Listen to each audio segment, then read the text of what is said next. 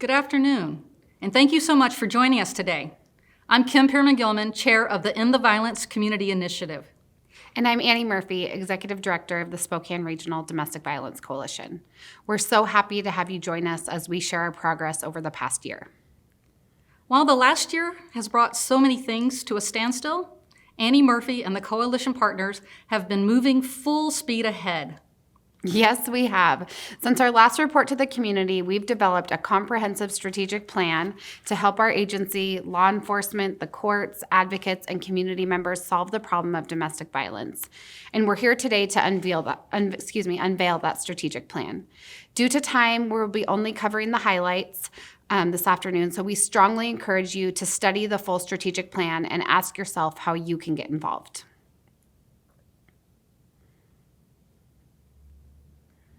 So before we dive into the plan, let's review the history of the coalition. For many years, a group of dedicated people representing government agencies, nonprofits, and community volunteers met to work on the issue of domestic violence in our community. This group was unfunded and unstructured, but the people in that group became strong voices for change. Along with this, a grassroots community effort created the End the Violence campaign. They recognized that the Spokane Regional Domestic Violence Coalition, with its 50-plus organizations, was the right group to support. So our generous community came together, gave funds. We hired Annie as a full-time executive director, formed as a 501c3 nonprofit, and began developing the strategic plan you're about to see. We knew that we needed a strategic plan to set a clear course for the coalition's vision.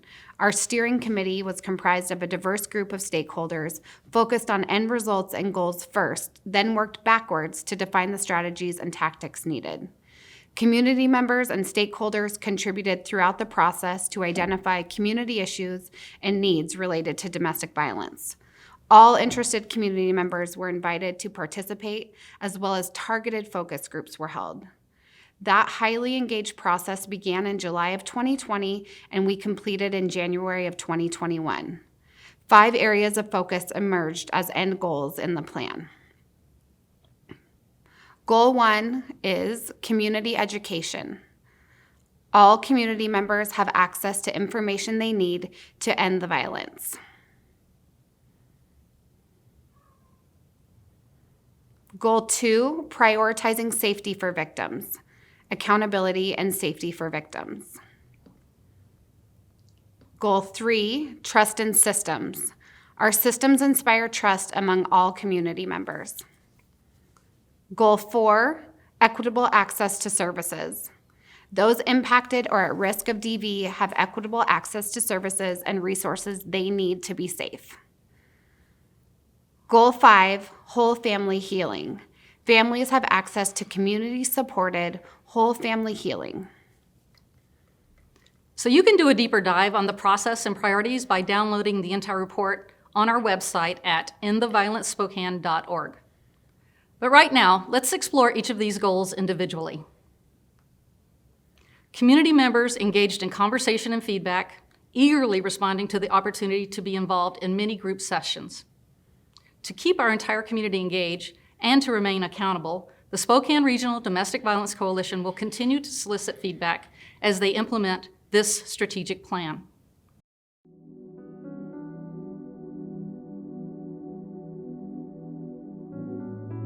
Often our youth are told about sex and drugs and alcohol and bullying and gun violence a little more now, but this topic of dating abuse and unhealthy, disrespectful relationships isn't really on the forefront. I think what people don't know is there's a lot of domestic violence issues and incidences that just don't get reported. So what we do know about our statistics is that as alarming as they are right now, they're also underreported, which means the actual issue is a lot bigger in magnitude than our current statistics show. We see the physical abuse, but there's so many more layers and dimensions of what goes into that. It's emotional and psychological abuse.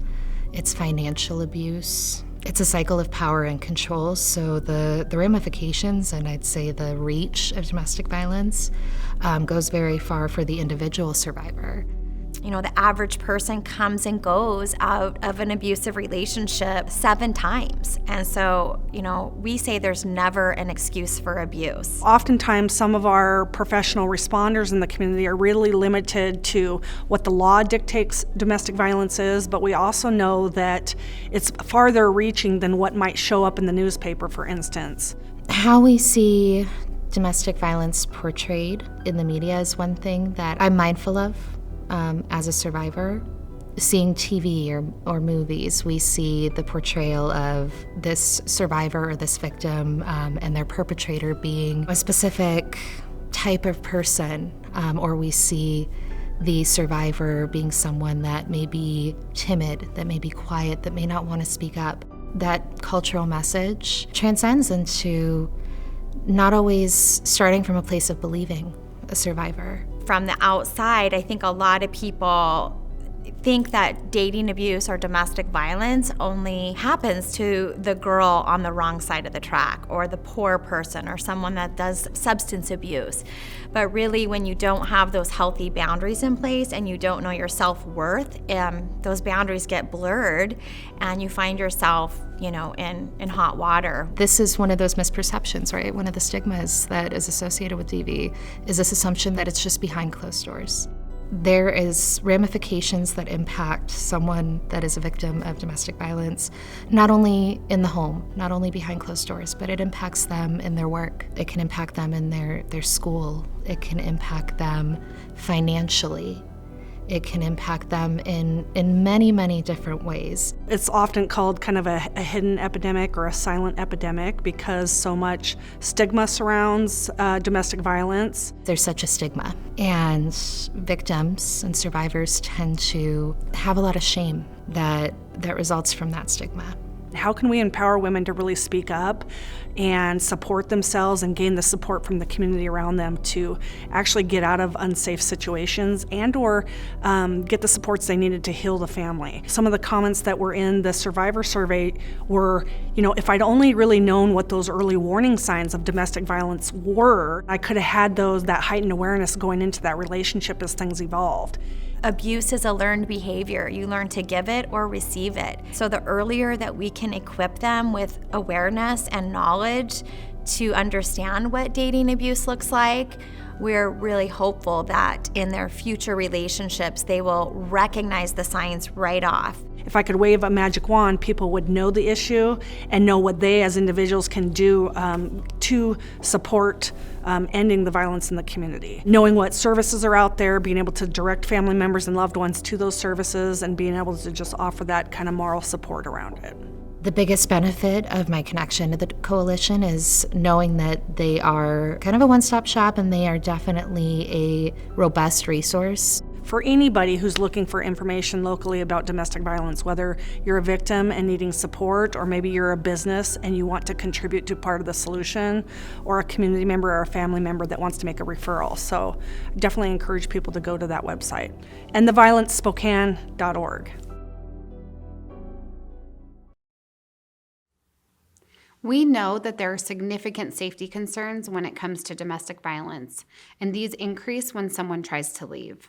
We also know that prioritizing safety for victims, no matter where they are in their journey, is paramount.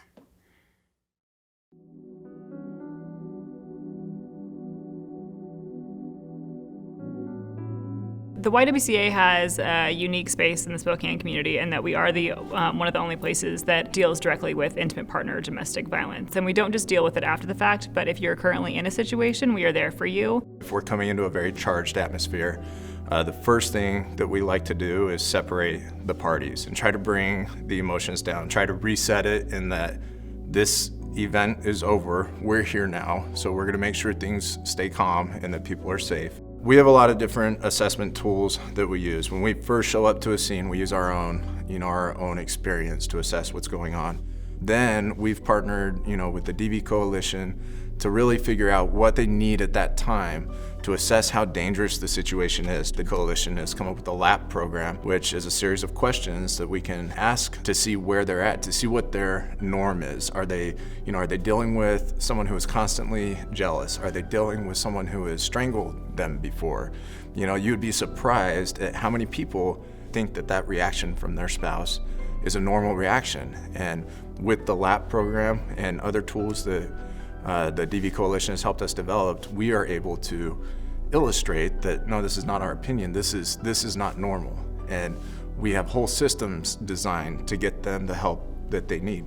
The people that I work with, they will call our crisis line after the police have been to their homes, or somebody, a loved one maybe has gotten information from an officer, and we'll have them call our office. A lot of times their voice hasn't been heard through the different court systems, so helping them find their voice will help them move forward. No matter where somebody's at in their journey, we're able to assist through advocacy, therapy, housing, shelter, clothes for interviews, job resources. We're able to really do that wraparound service that is helping people establish their basic needs and then working with them how to emotionally heal after a traumatic situation, and then locating proper resources within the community to get more assistance outside of just the YWCA, so they're building a sense of community within Spokane.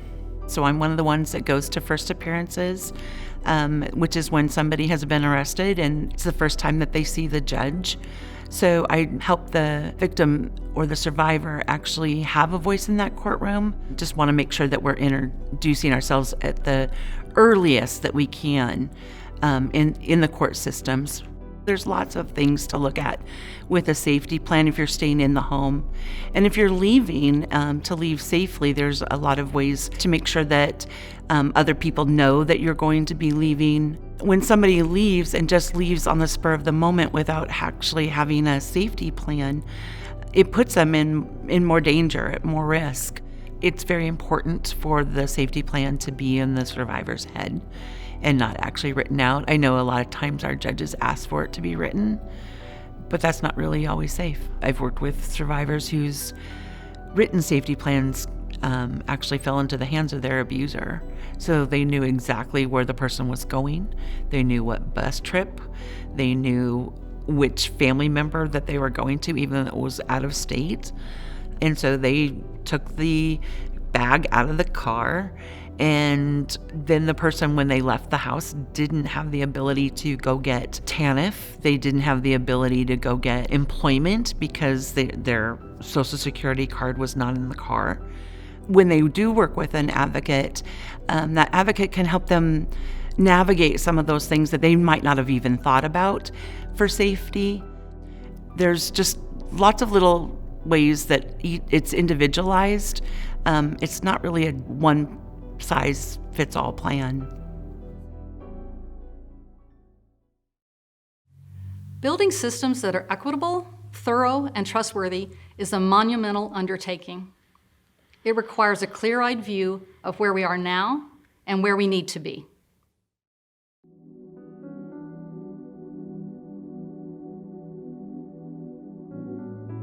Every officer out on the street on patrol is a domestic violence officer, because that's 90% of our work is responding to domestic violence, assaults, domestic violence, incidents, arguments. One of the phrases I use a lot is, if the police are involved in your relationship, we have a problem. So oftentimes I feel like whether or not you're arrested, whether or not somebody has to go to jail, which is often a comment that people will make, if the police end up being called, we need to deal with this issue. It doesn't necessarily mean that we need to have people in jail. It doesn't necessarily mean that everyone in the home is unsafe, but the bottom line is we need to intervene in this situation and get help. I have a company called Relationship Advantage. I work primarily with perpetrators of domestic violence. I also do other things around the issues of healthy relationships and how that affects the whole family. Domestic violence is not a one-size-fits-all thing. It is a spectrum of incidents that you are dealing with. That's where we do most of our work. So it's in dealing with people in crisis, usually in domestic situations. So we get really good at talking to people and figuring out what's going on, figuring out if there's been crimes committed, figuring out what they need in that moment. That's our, I would say, subject matter expertise. When we think of something that's against the law, we tend to think of threats, harassment, physical violence. But the verbal abuse, the emotional abuse, the psychological abuse that's going on in the home deeply affects the children, it affects the intimate partners, and so it's not just about something that you can get arrested for. If you're dealing with someone who is constantly in a combative relationship, and that is their norm, and they might not know that what's happening there is unacceptable, and that is when we need to intervene. I'm transparent with them that what you're doing out here is not okay, and that is causing the attention, and that is why we are here. We do not call ourselves to these events. Sometimes they very much want us there, and they want us to figure out what's going on. They want us to keep them safe. DV is one of the few crimes that is a mandatory arrest. And that is because of the danger that it presents to the DV victim. After we come, if we were to just to leave that situation, you have no idea what might happen after we leave. Tensions are already high. So it's one of those arrests that's mandatory. We book them in, and then they usually spend at least the night. Overnight is not time enough to fix a relationship founded on trauma bonding. Overnight is not going to fix someone who abuses their spouse. Our arrest is not meant to fix the relationship. Our arrest is to disrupt and to intervene in that relationship and to tell that victim that what they're dealing with is not normal and that they need some help. And so we're hoping by that the victim gets a break from the suspect, and that in that time period the DV Coalition, the advocates, can reach out. They can explain to them the situation they're in. They can extend help. They can offer all of their tools to hopefully remedy the situation. And this is an example of one of the tools that should have been around 20 years ago, but it's just now coming online. And it's a Handle with Care button, and that allows us as officers, who are also moms and dads, to walk into a house and see that a child has been exposed to something abnormal. We can go back to our patrol car after the incident is over, and we can flag that incident, and then the recipients on the other end of the school system, whether that's administrators or counselors, they know that something has happened and that child's going to need to be handled with some extra care. It's a tool for us officers to get that child some extra support, and that is what we need as police. We need more of those tools. Yes, there's the police, there's the courts, there's the DV advocates. We are not enough. We are not even close. What we really need are family members. We need friends. We need people to call this out when they see it. Domestic violence is one of those things that nobody wants to talk about, even if they know it exists. Us showing up and fixing the situation right there is not enough, but we will be there every time. We will come to that same house 100 times, so we'll always be there as police to make people safe and to address the issue. But no, it's not enough. We have to have that follow-on care.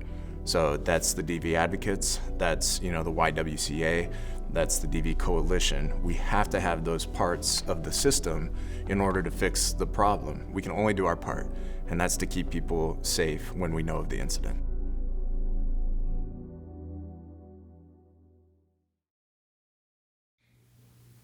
The Coalition will continue to evaluate, track, and share progress. Clear data and honest stories will gain support for policy and system change. Our next steps include development of a Coalition data dashboard composed of population-level indicators and strategic performance measures. In our process, we solicited diverse perspectives on needs. We had targeted conversations with disproportionately impacted community groups. We partnered with trusted organizational ambassadors to those communities. Community members from the Latinx, LGBTQ+, Black, Native, and faith-based communities also participated.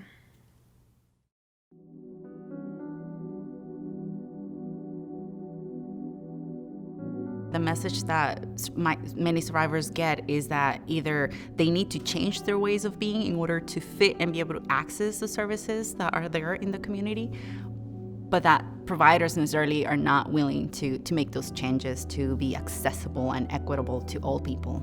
This is precisely the reason the MIA exists today, because we realized that there was a gap in services for the Latinx community in Spokane. We understand the immigrant experiences that a lot of survivors are coming from. That helps us connect even more with survivors, and it helps them feel heard and understood.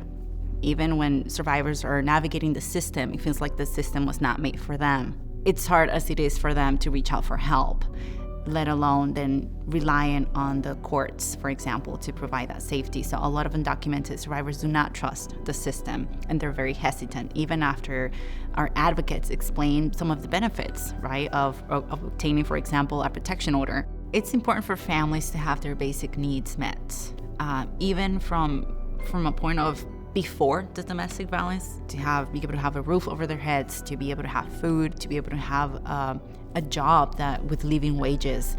All of these things are important in order for families to be able to thrive, right, in society. But once you remove the access to those basic needs, then you're already throwing in a factor for domestic violence to exist. 2020 hit hard on many families that we're serving. A lot of the moms that we helped lost their jobs. A lot of undocumented families did not qualify for those stimulus checks that were so needed and so helpful for a lot of people. Our organization did, along with many other organizations in our community, we started doing a fundraiser so that we could provide rental assistance to families who were experiencing domestic violence or who were directly impacted by COVID or were at risk of experiencing domestic violence. And so we were able to help about 30 families. We have a survivor that's needing that help, yet she doesn't feel like she should apply for those resources, because then it feeds into this stereotype that Latinx people, Latinx immigrants are here to take and just rely on the government, rely on the system, take from the government. Because of that stereotype that immigrants keep hearing, she feels guilty. There's shame there. She feels ashamed because she is relying on the system. The Latinx community in Spokane is a hardworking community, very loving, very compassionate, willing to serve, and very generous. And so as advocates, it's our job to empower them and to help them shift that perspective of, you know what, you have contributed to our community, you have worked hard, and you're a key community member in our community. Growing up, I saw a lot of domestic violence in my family. I saw with my dad when he hit my mom, and I saw with my extended family as well. So it was a very normal thing, but I knew it was wrong. Going to college and doing more research around this topic, because I was so intrigued by it, I realized that it was so widespread. It's the real pandemic, domestic violence. It's so normalized in our society that it's hard to not know someone in your life that hasn't been impacted directly or indirectly by domestic violence. The coalition has been amazing, and it has been a key part of MIA being able to connect with other service providers in different sections of our Spokane community. And we have learned a lot from how many other organizations are tackling the problem of domestic violence from their angles. That has been very insightful, eye-opening, and it has been a great experience.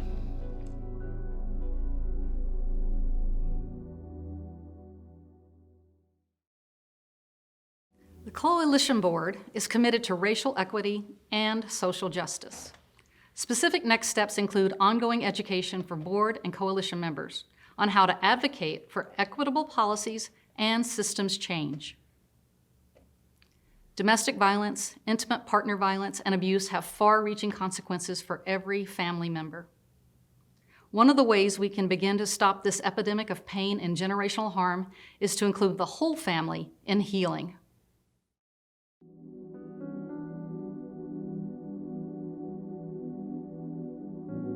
I watched my mom get hurt pretty regularly by her boyfriends, her husbands, and the one thing that I wanted as a little girl was for somebody to help them, for my father to get better, for my mom to get better. It wasn't necessarily to see them in jail or see another police officer arrive at our house, but see some long-term change in terms of them accessing health resources.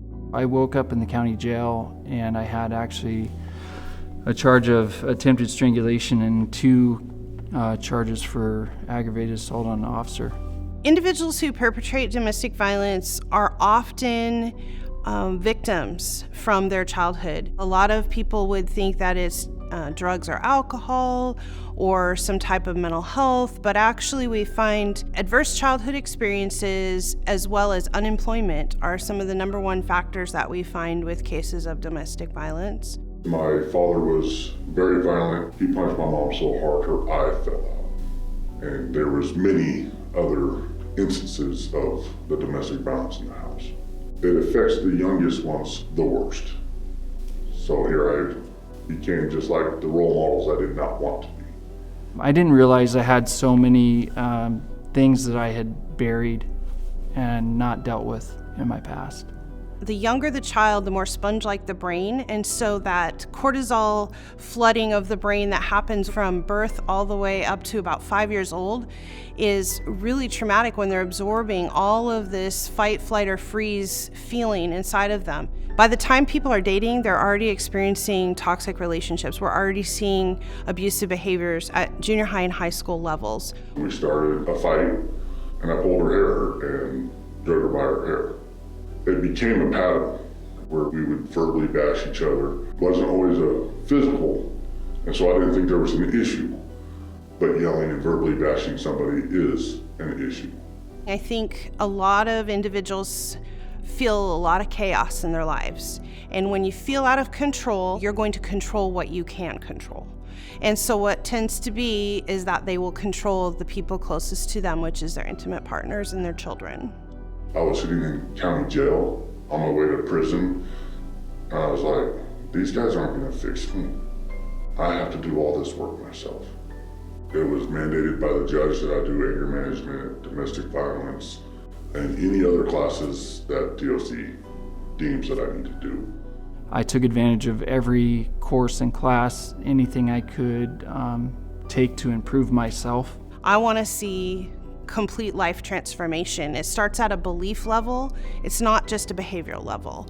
So we're not asking them to quit doing a certain behavior. We're asking them to think completely differently about themselves and how they're going to behave in relationships. I went into it and it's like, look, when I was young, I didn't think I had an issue. By the time I realized I had an issue, it was too late. Maybe I can help these kids. Let them hear my story, let them see you don't know you have an issue until it's too late. And let them realize the severity of what could happen. First of all, most individuals have to figure out what it is that has been going on and be honest about it. So we want to get out of denial and work in that change process. It worked great because we're all in there for the same thing. And there'd be people that would try to minimize or shift blame towards the victim. The victim didn't do anything. You did. We did. I did. And so when they would do that, we'd call them on it. Once honesty and trust are developed and respect, then it's safe, it's a confidential environment, and they can share what's really going on in their lives, and they find out that they're not the only ones. Every program does a little bit different, but in my program we focus primarily on what is a healthy relationship supposed to look like, not just with your intimate partners, but with your coworkers, your family, your children, because healthy people make healthy relationships. I think that's the one thing we've never invested in. You know, as a community, we've invested in a lot of outcomes that are not evidence-based, and we continue to get the same results. And I think, you know, we're finally reaching a point in society where we have to invest in wellness. There's a lot of programs out there, including the domestic violence treatment program I went through here. The biggest thing is to not be ashamed or afraid to ask for help.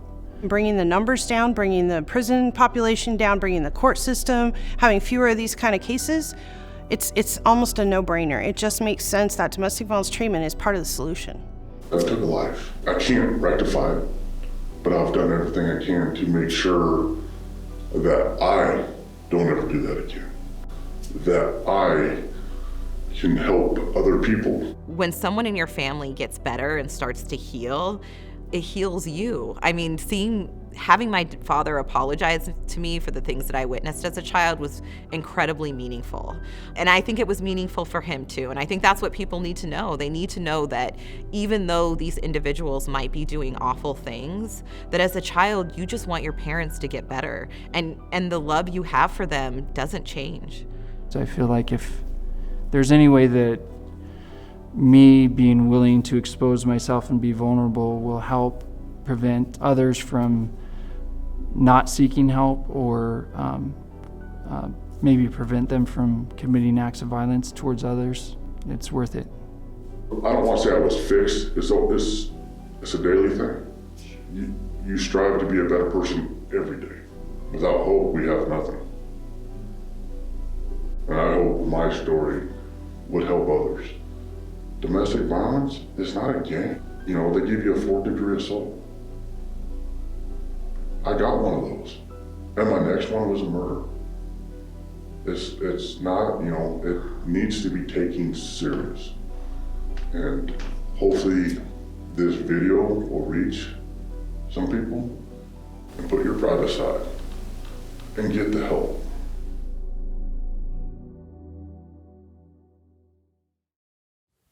We want to thank all of the generous people who are willing to come forward to share their stories with us. Understanding is key to change.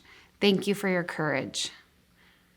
We know that education, victim safety, trustworthy systems, equitable access, and family healing form this foundation of hope.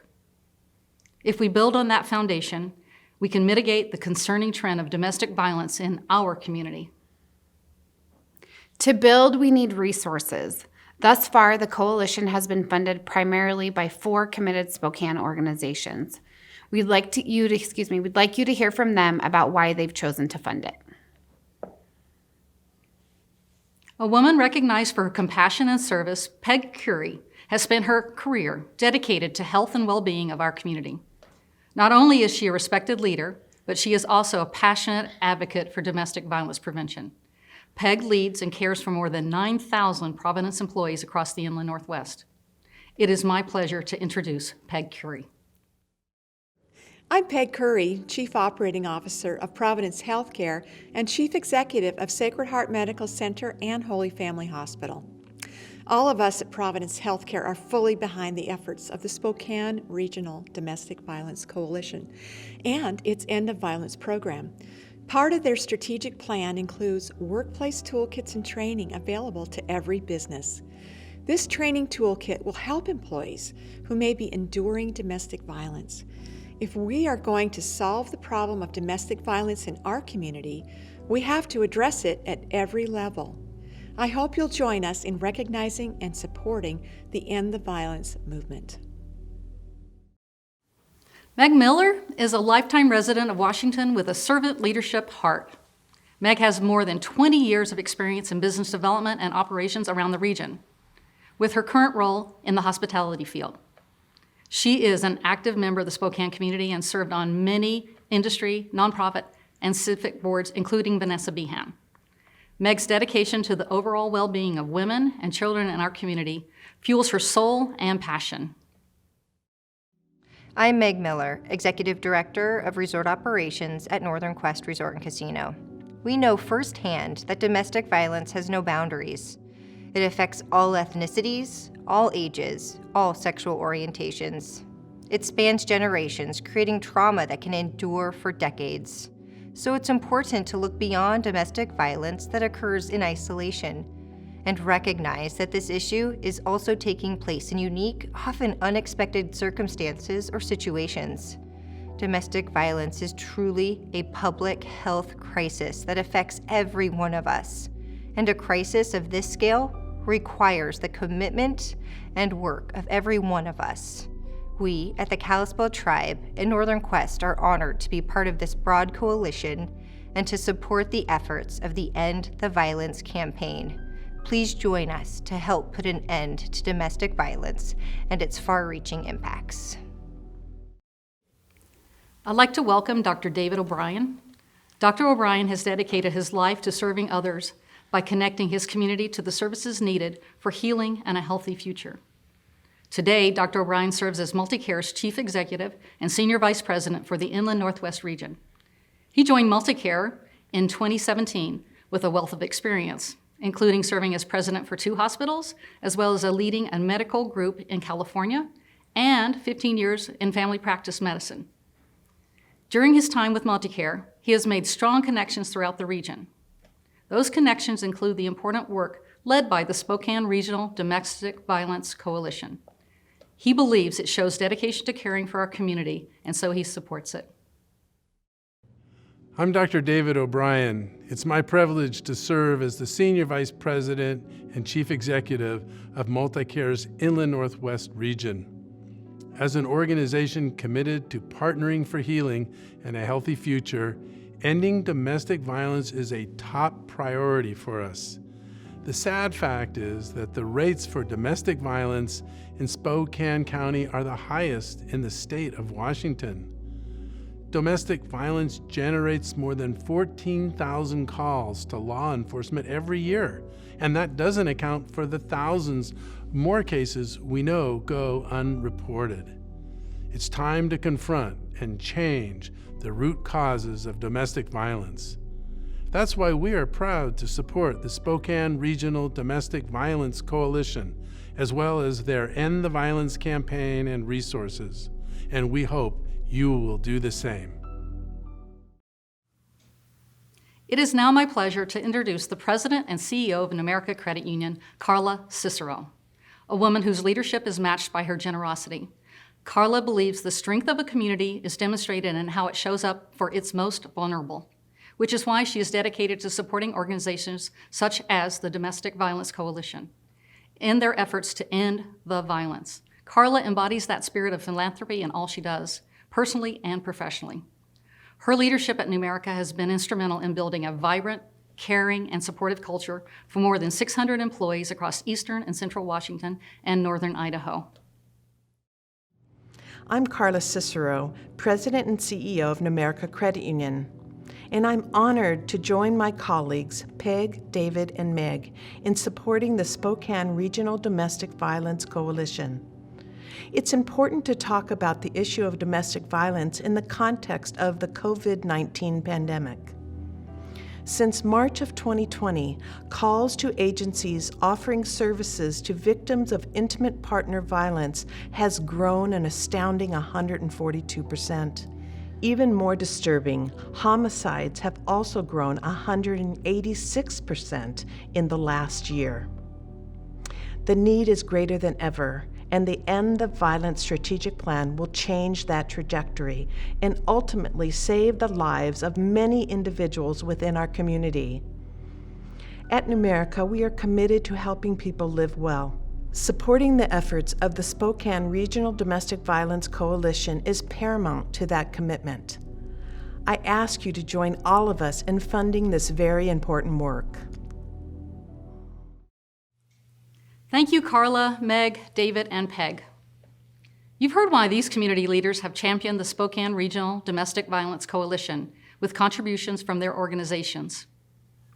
We want to thank all of our strategic plan funders as well, Avista Foundation, the Innovia Foundation, the Kalispell Tribe of Indians and Northern Quest Resort and Casino, MultiCare Health Systems, Numerica Credit Union, and Providence Healthcare. Spokane is known as a place for collaboration, and throughout the plan process, we constantly saw a spirit of cooperation and hope for the future. By implementing this plan, Spokane can make substantial strides to end the violence and ensure that all people live in a safe and secure home. So to keep the momentum started by the End the Violence initiative and continued by the coalition, guaranteed funding must be in place. I'm asking you to please join us in supporting this vital work. We know domestic violence has a profound effect on our community. It's our hope you will please consider one of these investment levels. As an empowering investor, you would contribute $25,000 a year for 3 years with a $75,000 pledge. You could make a real difference in our community. As a change-making investor, you would commit to $15,000 a year for 3 years or a $45,000 pledge. We also know there are economic consequences to our Spokane area from domestic violence that accompany the terrible societal impacts. As a strengthening investor, you would give $10,000 a year for 3 years or a $30,000 pledge. Help us by becoming a healing investor for $5,000 a year for 3 years at $15,000, or a supporting investor for $2,500 a year for 3 years with a $7,500 pledge. You know, everyone can be part of this vital work. I ask you to please join us in supporting this ongoing effort. Absolutely every dollar matters, and it can help save a life. Consider joining the End the Violence campaign by going to their website and donating what you can. Thank you for joining us today, and to everyone who participated in the many focus groups and planning sessions. We're thankful for your dedication and your gift of time to build the strategic plan. A special thanks to the SRDBC Board and Strategic Plan Steering Committee. You all can learn more and join the effort at endtheviolencespokane.org. We could not have presented this report without the special skills of our production partners Amplify and Hamilton Studio. And to all of you who have joined us today and tomorrow to end the violence, thank you and have a great afternoon.